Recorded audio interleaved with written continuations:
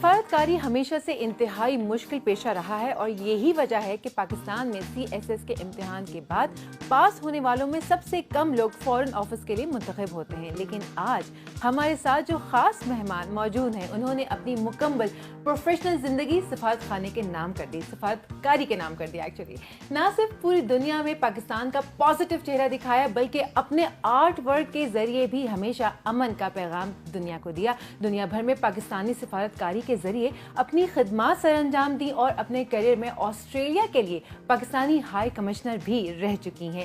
ہمارے ساتھ موجود ہیں نائلہ چوہان صاحبہ, ان کو ویلکم کرتے ہیں. السلام علیکم میم اینڈ ویلکم ٹو دا شو.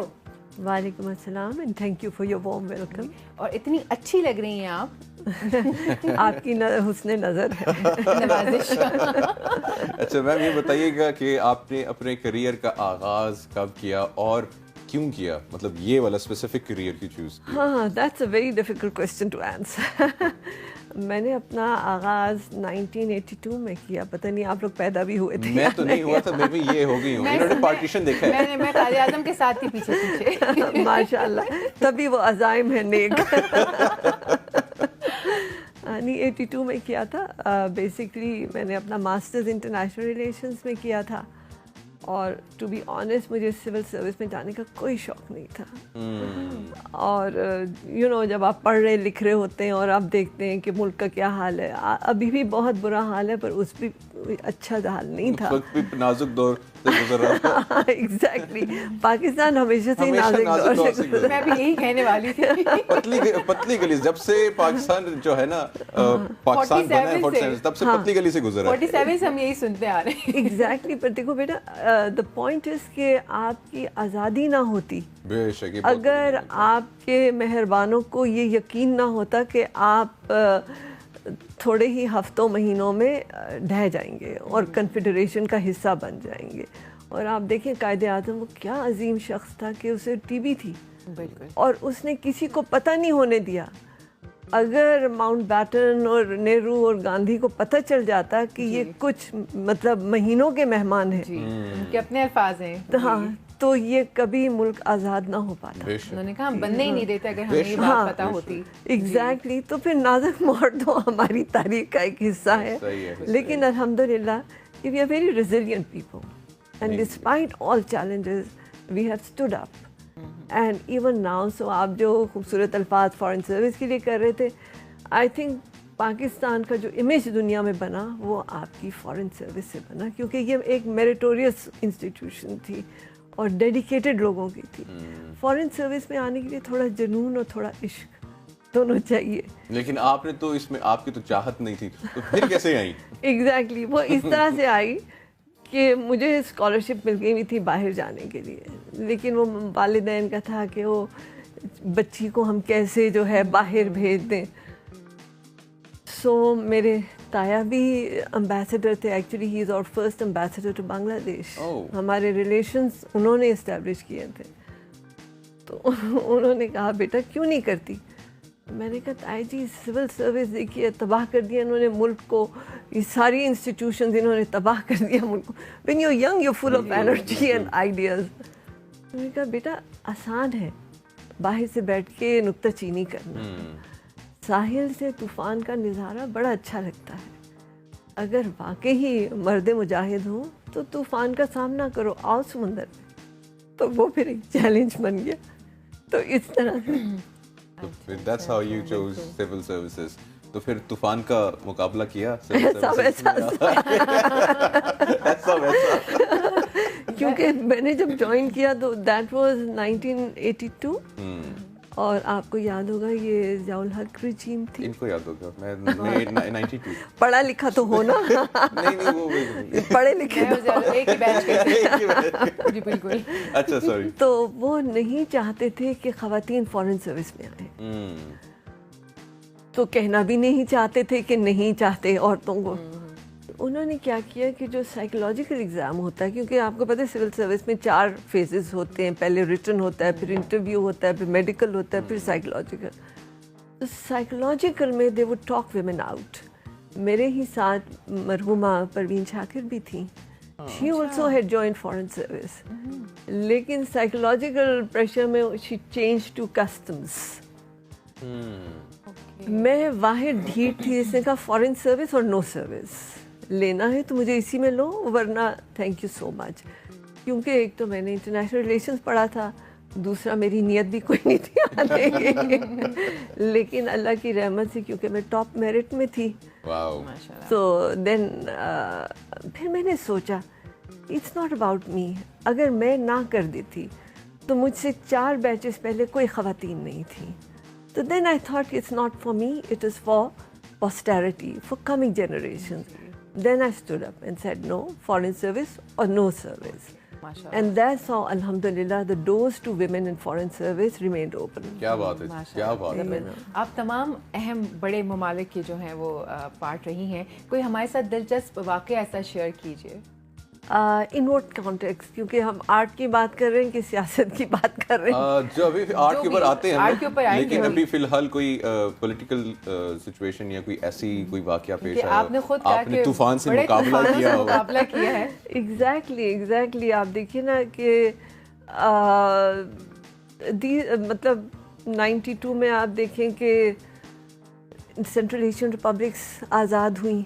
हमने फॉरेन सर्विस में जो है फॉरेन ऑफिस में सेंट्रल एशियन डिवीज़न खोला पहली दफ़ा, and I was one of the first directors. तो इंटर ताजिक पीस टॉक्स हो रहे थे, ताजिकिस्तान में बहुत इंस्टेबिलिटी थी। तो जब उनकी डेलीगेशन आई, हमारे उस वक्त फॉरेन मिनिस्टर मरहूम सरदार आसिफ थे, तो उनको भी सेंट्रल एशिया से बहुत पैशन था। तो मुझे साथ बिठा लें कि Naila you will have to help me. मैंने कहा ठीक। अब उनको या रशियन आती थी और या वो अपनी ज़ुबान बोल रहे थे। हमें ना रशियन आती थी ना उनकी ज़ुबान आती थी, हमें या अंग्रेज़ी या उर्दू आती थी, तो कम्युनिकेशन में डिफ़िकल्टी हो रही थी। तो मैंने जब उनकी ज़ुबान गौर से सुनी तो मैंने कहा ये तो फ़ारसी है। तो मैंने उनसे पूछा, मैंने कहा आप फ़ारसी में बात कर रहे हैं? कहते हैं हाँ। तो मैंने फिर सरदार आसिफ का मैंने कहा आई कैन हेल्प यू है।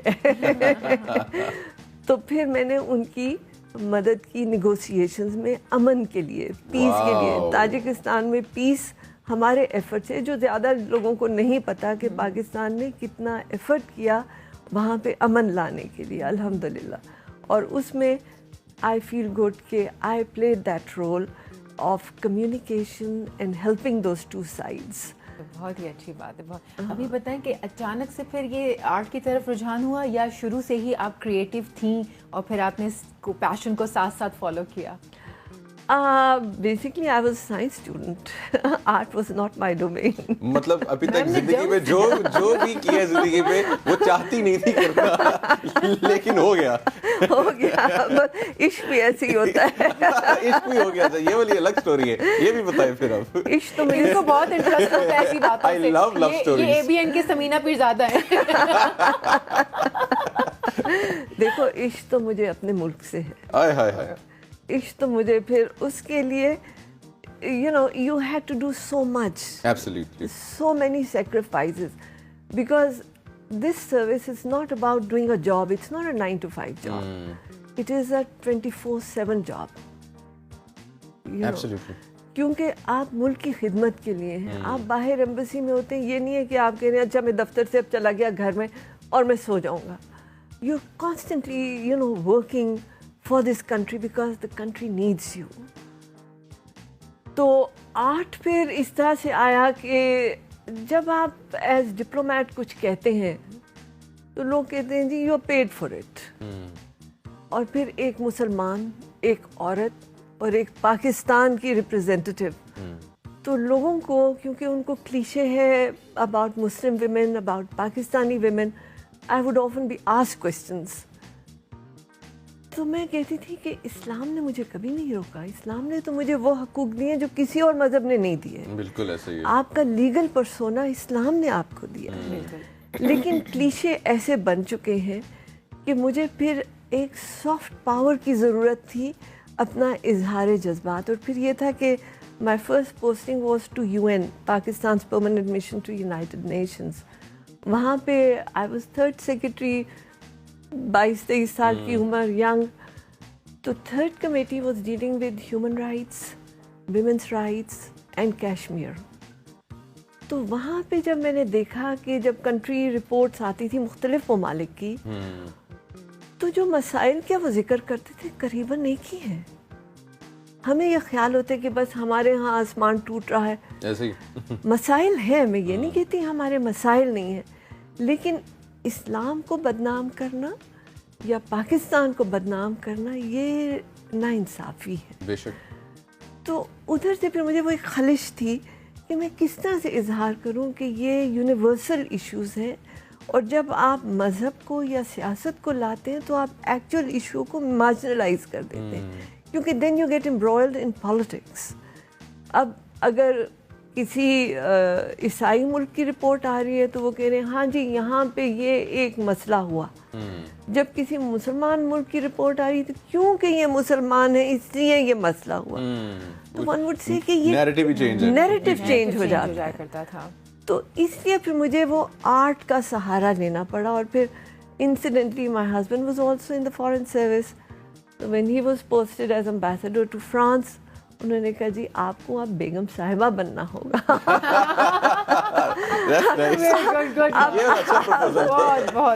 وہ مجھے بڑا تکلیف دہ بھی لگا کیونکہ میں تو ہمیشہ سے مزدور رہی ہوں. تو اس وقت بچے بھی چھوٹے تھے, آئی ہیو 2 بوائز.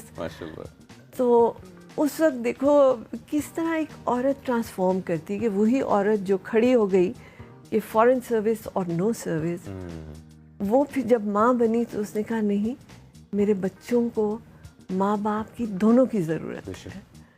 سو مجھے اپنے کریئر کو تھوڑا بیک برنر پہ لانا پڑا اپنے بچوں کی پرورش کے لیے. تو میں نے پھر چھٹی لے لی جو کہ میری ارنڈ لیو تھی کہ میں گھر کو نہ توڑوں, بچوں کو نہ بکھیروں, کیونکہ کون بچہ باپ کے پاس ہوتا, کون ماں کے پاس ہوتا, ان کی بھی شخصیت ڈسٹروائے ہو جاتی ہے. ماں باپ, ابھی فادرز ڈے بھی ہو رہا تھا, تو ماں باپ دونوں اہم ہیں ایک بچے کی نقش و نما کے لیے. تو وہاں پہ پھر میں نے چھٹی لی. اب چھٹی لے کے کیا کرتی, عادت ہی نہیں تھی آرام سے بیٹھنے کی. تو پھر ساتھ ہی وہاں فرانس میں نے پی ایچ ڈی بھی شروع کیا. پھر وہاں پہ لیکول دو بوزاخت اور لیکول دو لوف جوائن کیا, آرٹ کا پھر سہارا لیا. اور اس میڈیم سے پھر جو ہم باتیں ویسے کہتے تھے اس کے لیے میں نے آرٹ کی زبان کو استعمال کیا. اب یہ بھی آپ کا آرٹ ہمارے پاس پڑا ہوا ہے, سامنے پڑا ہوا ہے. اب یہ اس کو ایکسپلین کریں کیونکہ اب آپ اس کے ذریعے کچھ نہ کچھ ایکسپلین کر رہی ہیں سائلنٹلی, اس کا کوئی میسج ہے. تو یہ تھوڑا سا ایکسپلین کریں آپ, یہ کیا ہے؟ اب دیکھو یہ جو پینٹنگ ہے یہ والی, this is called the wheel of propaganda. ٹھیک ہے, لیکن جو ٹائٹل دیا ہے میں نے وہ کہا ہے appeal to the conscience of the world. یہ ہم دکھاتے بھی ہیں اور ہماری عوام کو اگر ہم لوگ یہ دیکھ سکیں. اور یہ کشمیر پہ ہے. اب ہم کشمیر پہ جب بھی کوئی بات کرتے ہیں وہ کہتے ہیں ہاں یہ پاکستانی تو ہر وقت بس کشمیر پہ ہی لگے رہتے ہیں. لیکن اس پہ آپ دیکھیں کہ میں نے ایک کھڑکی بنائی ہے اور اس میں دیکھو تو وادی سی ہے, پیچھے نظر آ رہی دریا بہہ رہے, لیکن غور سے دیکھو تو تمہیں کچھ ایلین فیس نظر آتے ہیں. بالکل نظر آ رہا ہے. کچھ شیشے ٹوٹے جن پہ کوئی خون لگا ہے. جی بالکل ایسے. کچھ جو ہے بندوقوں, آرمز کے, cigarette butts, torture, you know کہ وہاں پہ کیا کچھ ہو رہا ہے. لیکن آپ نے خوبصورت سا پردہ لگا دیا ہے اور آپ اسے کہتے ہیں نہیں یہ تو بڑی حسین وادی ہے اور بڑی امن پسند. ابھی دیکھیے ابھی کرنٹلی یہ میں نے بنایا تھا میرے خیال میں 1999 میں یا 2000 میں, 99 میں بنایا تھا. تو ابھی بھی دیکھیے کہ G20 کا وہ جو ورکنگ گروپ کا آن ٹورزم کشمیر میں کرنا چاہ رہے تھے جو ناکام ہوا بری طرح سے. ہاں, کیونکہ وہ یہی ویل آف پروپیگینڈا یوز کر رہے تھے. لیکن as a Pakistani diplomat when you speak تو وہ کہتے ہیں ہاں تم لوگوں نے تو یہی کہنا ہے. اور جب میں نے یہ ڈرا کیا اور جب میری یونیسکو میں پینٹنگ ایگزیبیشن ہوئی تو ساری دنیا ششدر رہ گئی کہ کیا واقعی اتنی وہاں پہ ظلم و ستم جو ہے وہ ریمپنٹ ہے. میں نے کہا دیکھ لو, خود دیکھ لو. پر یہ پردہ جو ایک حسین سا لگا دیا جو آپ بڑے مرضی سے خود ایکسیپٹ کر لیتے ہیں کہ جی حسین وادی ہے اور کچھ نہیں ہے. اس وادی میں خون کی ندیاں بہہ رہی ہیں, پانی نہیں بہہ رہا. جو وہاں پہ روز قتل و غارت ہو رہا ہے, ٹارچر ہو رہا ہے, मासूम जाने जा रही हैं और आप समझते हैं कि बस ये पाकिस्तानी ही हैं जो दीवाने हैं। मैं इतनी खूबसूरत आपकी पेंटिंग्स हैं तो आई एम श्योर आप लिखती भी होंगी। नहीं, वो मैंने अपने शौहर के हवाले कर दिया, हर एक को। कुछ काम उनको भी करने दें। माशाल्लाह बहुत ही खूबसूरत है, उसके पीछे जो सोच है असल में वो बहुत खूबसूरत है और आप खुद भी माशाल्लाह बहुत डिग्निफाइड खातून हैं। Thank you. बेशक ऐसा ही है। और ऐसे ही लास्ट में अगर कुछ आप मैसेज देना चाहें पब्लिक को, पाकिस्तान को, आवाम को, एनीथिंग। बेसिकली शुरू से आप देखिए पाकिस्तान मुश्किलात में रहा है, आज भी मुश्किलात में है, लेकिन अल्लाह पे ईमान रखिए, अपने अपने तौर पे हिम्मत ना हारिए, और जब कतरा कतरा बाहम शबद दरिया, जब हम मिल के अपने अपने, ये नहीं है कि मैं कहूँ आप कुछ नहीं कर रहे, आप कुछ नहीं कर रहे, आप मुझे कहें जी आप क्या कर रहे, उंगलियां उठाना छोड़ दें और जो आप कर सकते हैं वो करें। इस मुल्क को हम सब की ज़रूरत है और यही मेरा पैगाम है मोहब्बत का, ईद मुबारक का, क्योंकि ये कुर्बानी की ईद है। बिल्कुल। और इस मुल्क को हमारी कुर्बानियों की ज़रूरत है। मेरी दुआएं हैं इस मुल्क के लिए, आप सबके लिए। बहुत बहुत शुक्रिया मैम, बहुत। एंड लास्टली एक चीज़ मैं पूछना चाहूँगा, क्योंकि आपका एक्सपीरियंस इतना एक्सटेंसिव है, इस वक्त जो आप जियो पॉलिटिक्स में वर्ल्ड ऑर्डर चेंज होते हुए देख रहे हैं, अमेरिका एक डिक्लाइनिंग पावर बनता जा रहा है, नए ब्लॉक्स डेवलप हो रहे हैं, सुपर पावर जो है वो अब कहीं और शिफ्ट होगी, या लेफ्ट होगी या राइट होगी, इस पूरे मंजर को किस तरीके से आप जो है देख रही हैं? देखिए, अब वाकई ही दुनिया बिल्कुल बदल रही है और हमें इसके साथ बदलना होगा। हमें समझना होगा कि इनकी रिपरकशंस क्या हैं, डायनामिक्स क्या हैं। एंड अल्हम्दुलिल्लाह we are on the right side of the history, because हमारे चीन से रवाबित बहुत पुराने हैं और बहुत कवी हैं, और हमें उन रिलेशंस को फर्दर फोर्टिफाई करना है, बजाय अपने ज़ाती पॉलिटिकल वेस्टेड इंटरेस्ट में जो हम एक दूसरे के ऊपर करते हैं, उसको हम अपने फॉरेन रिलेशंस पे ना अफेक्ट आने दें। एब्सोल्युटली। चलिए ma'am, thank you so much. बहुत शुक्रिया मैम हमें ज्वाइन करने के लिए, अपना कीमती वक्त देने के लिए। इतनी अच्छी अच्छी बातें आपने की कि यू नो हम लोग सुन रहे हैं आपको, और टाइम ज़्यादा होता तो शायद 1 घंटा बैठ के आपको सुना जा सकता था। बहुत शुक्रिया, बहुत शुक्रिया।